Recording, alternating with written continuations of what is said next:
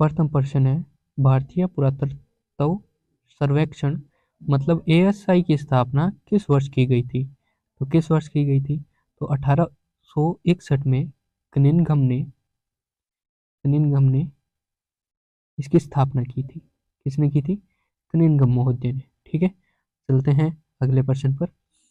दूसरा प्रश्न है, एएसआई मतलब भारतीय पुरातत्व सर्वेक्षण विभाग की स्थापना किसने करवाई थी? तो किसने करवाई थी? तो अलेक्जेंडर कनिंघम ने करवाई थी। ऊपर बताया मैंने, अलेक्जेंडर कनिंघम महोदय ने इनकी स्थापना करवाई थी। चलते हैं अगले प्रश्न की तरफ। अगला प्रश्न है, एएसआई का प्रथम महानिर्देशक कौन था? तो एएसआई का प्रथम महानिर्देशक वही थे जिन्होंने इसकी स्थापना की थी। तो अलेक्जेंडर कनिंघम ने इसकी स्थापना की थी, तो यही इसके प्रथम महानिर्देशक थे। चलते हैं अगले प्रश्न पर। कनिंघम किस वर्ष तक एएसआई के महानिर्देशक रहे? तो कब से कब तक रहे थे? तो जब से बनाई थी, मतलब 1861 से लेकर 1885 तक रहे थे। 1885 तक रहे थे। कब तक रहे थे? तो सी ऑप्शन सही हो जाएगा इसमें, 1885 तक। चलते हैं अगले प्रश्न की तरफ। अगला प्रश्न है, एएसआई के द्वितीय महानिर्देशक कौन थे? तो द्वितीय कौन थे? तो बर्गेस थे।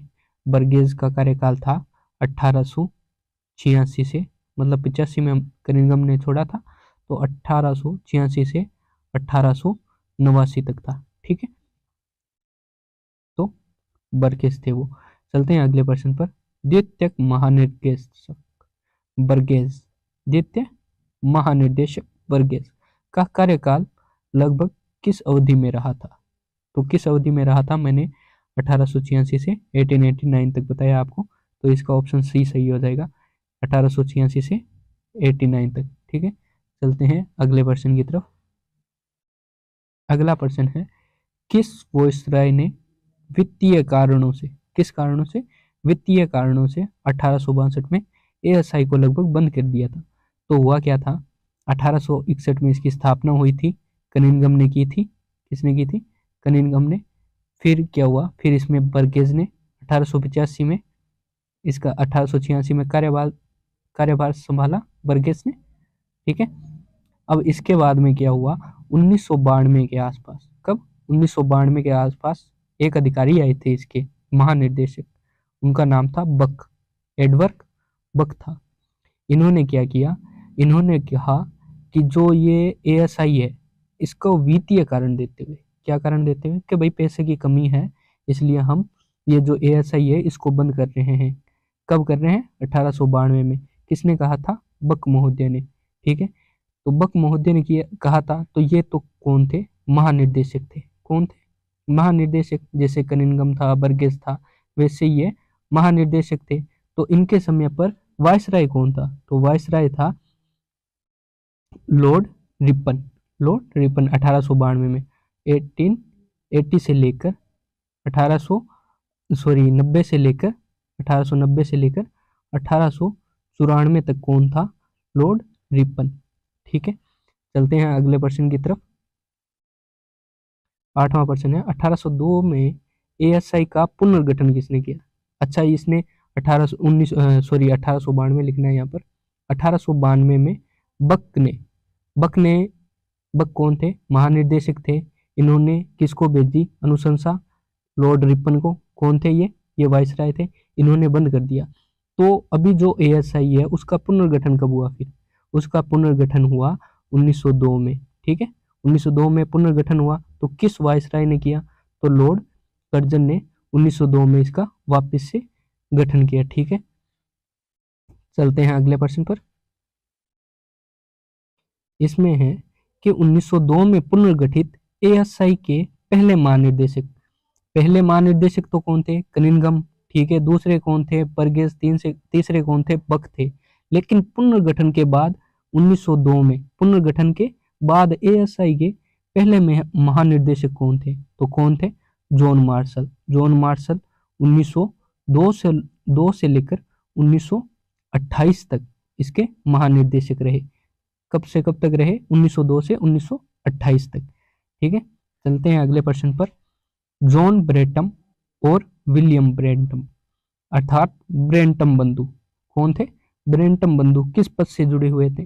तो ब्रेंटम बंधुओं ने क्या किया था कि ये लाहौर से, कहां से?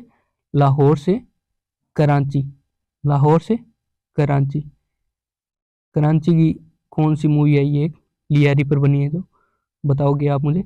तो लाहौर से कराची तक ये क्या बना रहे थे? एक रेलवे लाइन बना रहे थे, रेलवे लाइन।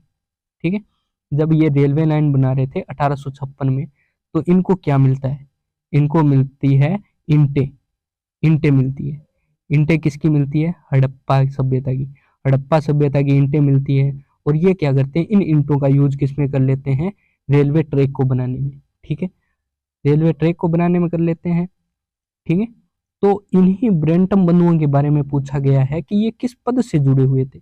किस पद से जुड़े हुए थे? क्या ये प्रथम महानिर्देशक थे एएसआई के? नहीं।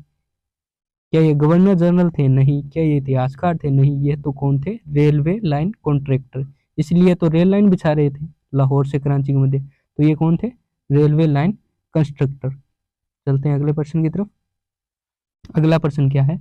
किस वर्ष लाहौर से कराची, किस वर्ष लाहौर से कराची रेल लाइन बिछाते समय जॉन ब्रेंटम या फिर ब्रेंटम बंधुओं को हड़प्पा से क्या मिले? प्राचीन अवशेष मिले थे। कहां से मिले थे? हड़प्पा से मिले थे। किसको मिले थे? जॉन ब्रेंटम को मिले थे। क्या कर रहे थे ये? तो ये रेल लाइन बिछा रहे थे। कहां से कहां तक की? कराची से लाहौर तक की। किस वर्ष बिछा रहे थे? तो किस वर्ष बिछा रहे थे? 1856 में। चलेंगे नेक्स्ट क्वेश्चन पर। जॉन हर्बर्ट, ये ह्यूबर्ट नहीं है, ये हर्बर्ट है। ठीक है ना, जहां पर भी ये मिलेगा ह्यूबर्ट, उसका अर्थ समझना आप, हर्बर्ट। क्या है? Herbert. John Herbert Marshall, John Herbert Marshall ने किस अवधि में एएसआई के महानिर्देशक रहे? तो बताओ भाई, मैंने बताया वो ऊपर आपको। तो ये जब से बनी थी, ये पुनर्गठित हुई थी 1902 से 1928 तक रहे थे, 1902 से 1928।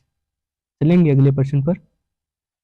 जॉन ह्यूबर्ट, ह्यूबर्ट मतलब हर्बर्ट, जॉन हर्बर्ट मार्शल के निर्देशन नहीं है, निर्देश नहीं है।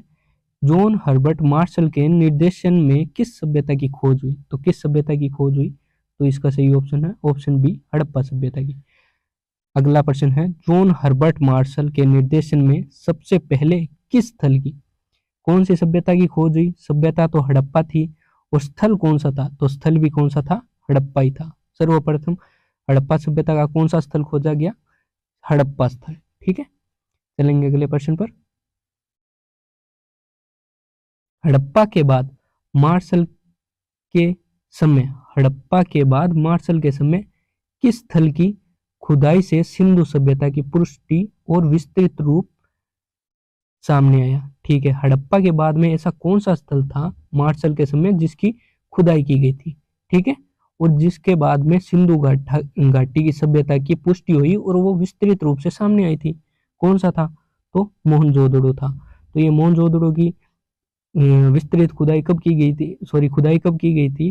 तो ये 1922 में की गई थी राखाल दास बनर्जी के द्वारा। ठीक है, कब की गई थी? 1922 में राखाल दास बनर्जी के द्वारा। और वो कब की गई थी हड़प्पा की? वो की गई थी 1921 में। किसकी की गई थी? हड़प्पा की। और किसके द्वारा की गई थी? तो दयाराम साहनी के द्वारा। किसके द्वारा? दयाराम साहनी के द्वारा। ठीक है, चलेंगे अगले प्रश्न की तरफ।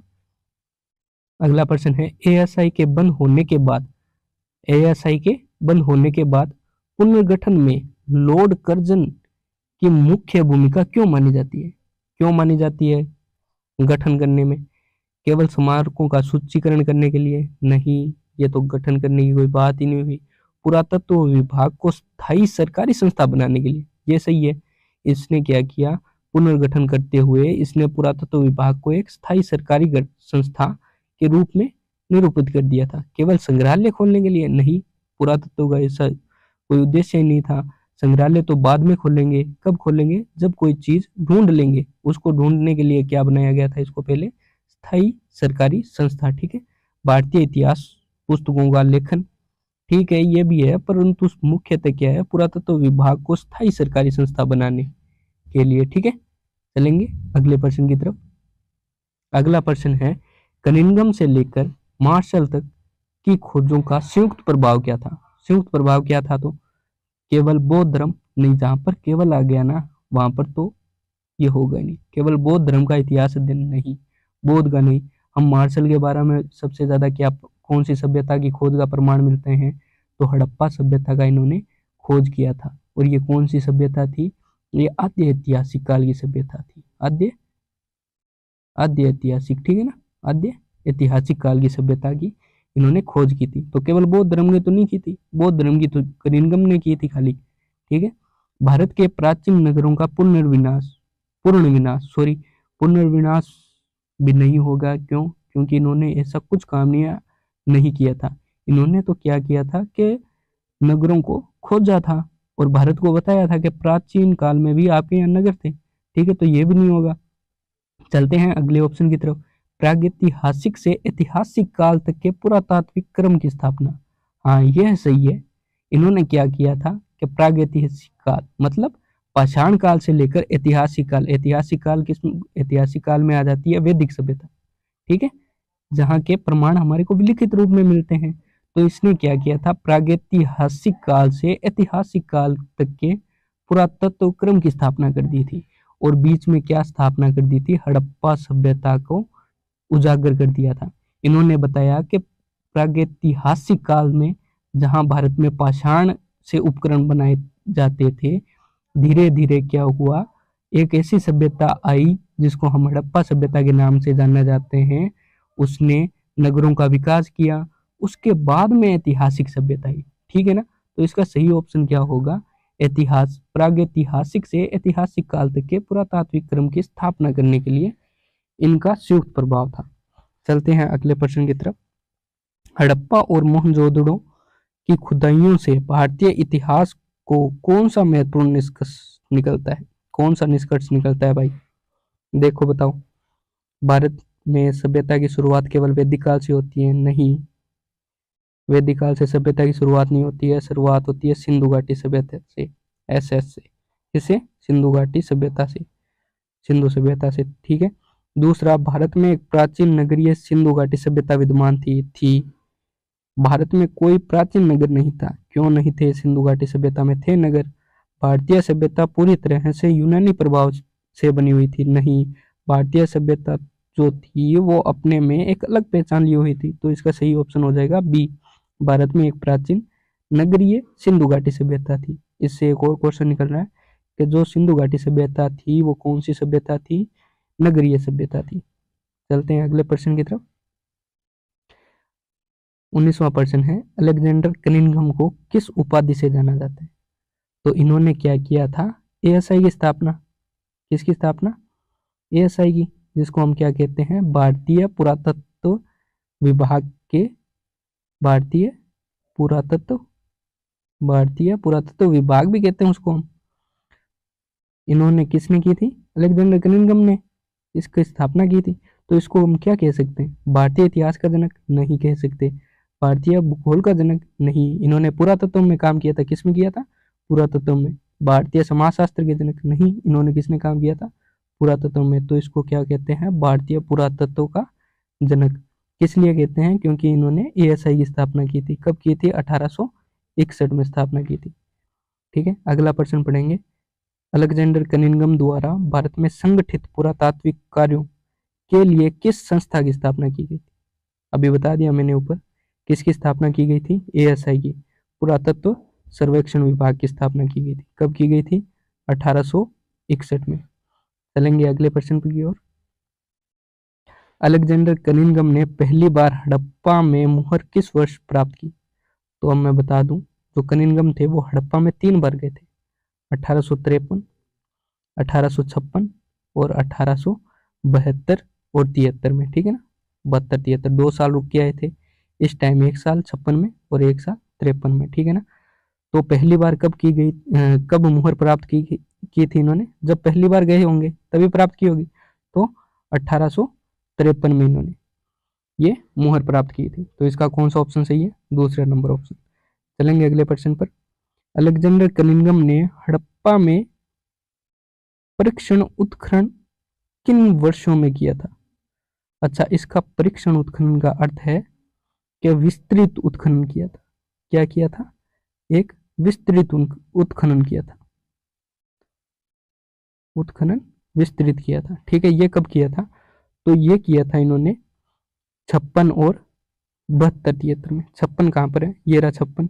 और 72 73 कहाँ पर है? यहाँ पर है। अब और जो ऑप्शन है वो अपने आप गलत हो जाते हैं। कैसे? 1860 में ये वहां पर थे ही नहीं, गए नहीं। 1851 में गए नहीं है वहां पर। 1870 में भी नहीं गए। तो इसका सही ऑप्शन क्या हो जाएगा? 1856 और 1872 73 में। ठीक है, चलेंगे आगे। अंतिम प्रश्न है ये हमारा। कनिंघम के द्वारा हड़प्पा स्थल पर की गई खुदाई और सर्वेक्षण की विस्तृत रिपोर्ट रिपोर्ट वो भी कौन सी? विस्तृत। किस वर्ष? वर्ष के बारे में पूछ रहा है। किस वर्ष प्रकाशित की गई? तो इन्होंने विस्तृत जो सर्वेक्षण किया गया था, वो जो अंतिम सर्वेक्षण था ना, तभी किया था। मतलब अंतिम बार गए थे जब तीसरी बार हड़प्पा में 72 73 में, जब इन्होंने विस्तृत सर्वेक्षण किया। और इसके 2 वर्ष बाद क्या किया? 1875 में इन्होंने क्या रिपोर्ट प्रकाशित की है विस्तृत। तो कब प्रकाशित की थी? 1875 में। थैंक यू ये देखने के लिए। अगर पसंद आई हो तो लाइक कर दीजिएगा।